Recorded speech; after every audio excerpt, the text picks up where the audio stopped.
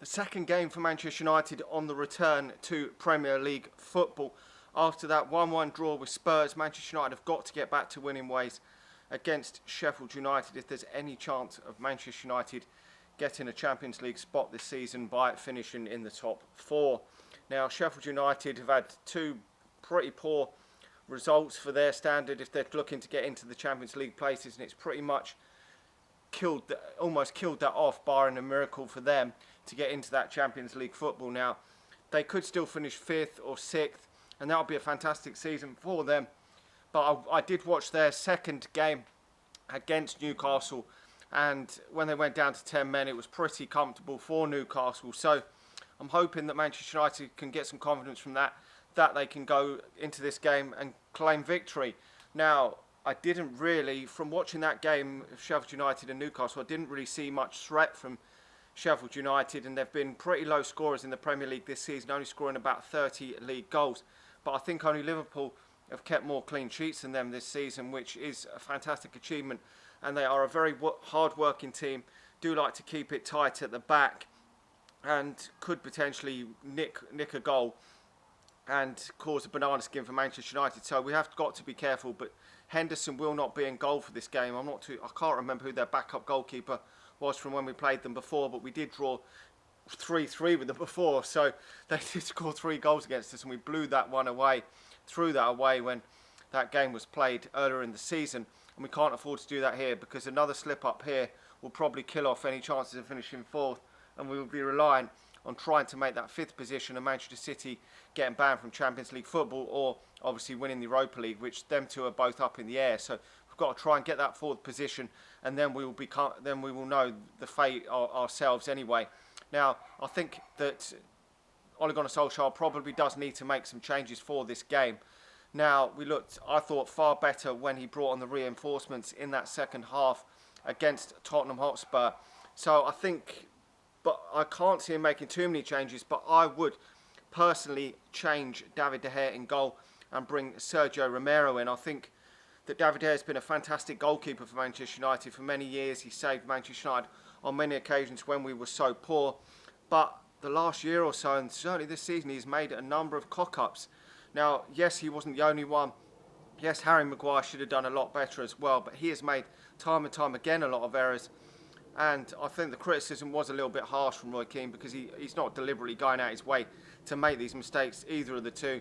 It was just a mistake, but I think when you make a mistake, you probably need to be eventually dropped if you keep making them. And Sergio Romero hasn't done an awful lot wrong in his Manchester United career, and has got a very high clean sheets to games percentage. And I mean, it does remain to be seen whether he would be ideal for the position given a run of games, but we can only see that from giving him a few games, and I don't think we've got much to lose considering David De Gea has let in some stinkers this season.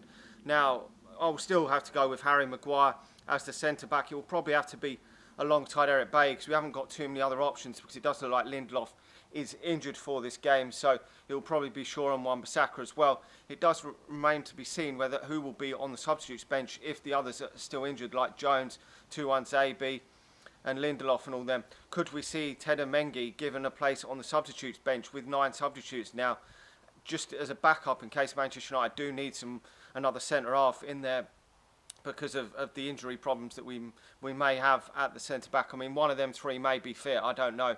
This has been recorded before the press conference, which is 10:30 tomorrow morning. Now, moving on into the midfield, I think that he will probably bring someone out of the midfield. It may well be McTominay or Fred, I would presume, out of that midfield.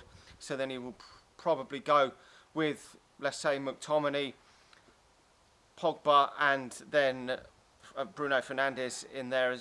That would be a decent midfield 3. Or he could go with Pogba, Fernandes, and Matic, or Pogba, Fernandes, and Fred. So I think Pogba will start this game. He didn't start the last game, but we looked a hell of a lot better when he came on, and that was a fantastic ball he put through to Rashford, who couldn't manage to finish it off. But he also created the goal with winning the penalty. He was causing him more problems when he come on, but fantastic players generally when they come on when the game players are getting tired from the game probably did make him look a little bit better than maybe it would have done if he had started the game. He probably does need to play now, probably 50, 60 minutes. So if he could play that, then come off, it would be great. In terms of the forward line, I was surprised that Rashford played the full game against Tottenham. I mean, he hasn't played football for a long time, but it was good to see him get back. Hopefully he can get back to scoring ways soon. I thought he would be the one to make way, and it was actually Anthony Martial that did come off in the second half. But them two would probably start for me in this game, along with Mason Greenwood. Got to get Mason Greenwood in there. I think that is Manchester United's best front three. I really do. He offers a lot more in terms of his goals than Dan James. And Dan James just hasn't been performing the last 10, 15 games for me for Manchester United. He seems to have gone off the boil a bit. But he's much more of a goal threat for Manchester United, Mason Greenwood. And I mean, he was whiskers away from scoring the winning goal in that game against Tottenham.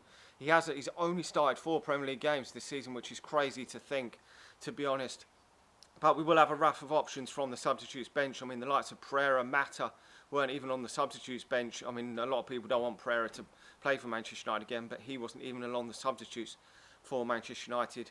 And Mata either, I don't know where Mata is at the moment, but we have got a lot of options from the bench, the likes of Igalo and whatnot, and even Chong wasn't on the substitutes bench either. He could still at some point be an option for Manchester United, and we may choose to rotate a bit when we play Norwich in the next few days after that game in the FA Cup. We may choose to rotate it a bit, because I think that Norwich will probably be more trying to put all their eggs in the basket of trying to stay in the Premier League, even though it looks very bleak for them. So they may choose to rotate a bit as well. But it is the quarter-final stage, so you're not far off going to Wembley. So we will have to wait and see. But that's where I think he may change a few more players. But I would expect, as I say, 2 or 3 maybe changes for this game just to freshen it up a bit. We've still got the likes of Garner as well that could potentially come into the substitutes bench, along with, as I say, Chong, Ted and Menge. They could all feature from the substitutes bench at some point over the next week or so. It does, though, look like Gomez will probably not feature for Manchester United again, because he so far still hasn't signed the new contract, and I think that is coming to an end in the next few days, which is disappointing. But he's not going to be picked on the substitutes bench if his contract's running out within the next few days, is he? So, but that's my thought. I mean, I think Manchester United should be going into this confident that we can get the victory. If we can score a couple of goals in this game, I think Manchester United probably will win this. I'm going to go for Manchester United winning this game 2-0.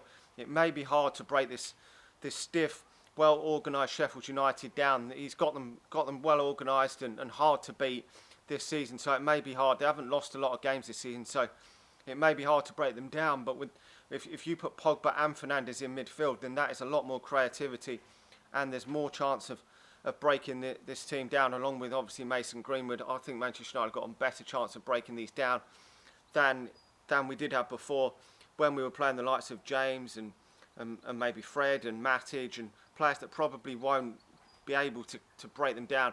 And I think probably James is probably better utilised at this moment in time off the bench. Probably a great option to have on the bench because of his pace. Could probably cause teams like this a lot of problems, because this will be Sheffield United's 3rd game already back after the coronavirus, so they're probably going to be tired. So if we could bring him off the bench around the 60, 70 minute mark, he could probably cause their defence a lot of problems if he's running at them. So we do have options. It's great to see, but as I say, I'm going for Manchester United winning this 2-0. I'm going to go for Rashford and Greenwood with the goals. Hopefully we can get the victory, and if Chelsea can drop points maybe at home to Man City, that could maybe move us back a bit closer to them in the race for 4th. And who knows, if Leicester keep dropping points, could we close the gap on them as well, because we've still got to play them away from home. If we could beat them away from home, and they could drop more points than us, who knows, maybe we could still sneak into that 4th place and they could be the ones to drop out. It's a bit unlikely, but we will have to wait and see. Anyway, like the video if you're watching it on YouTube or Facebook. If you're watching it on Facebook, please do subscribe to All Things Manchester United on YouTube. Like the video, as I say, and I will talk to you all again soon. See you.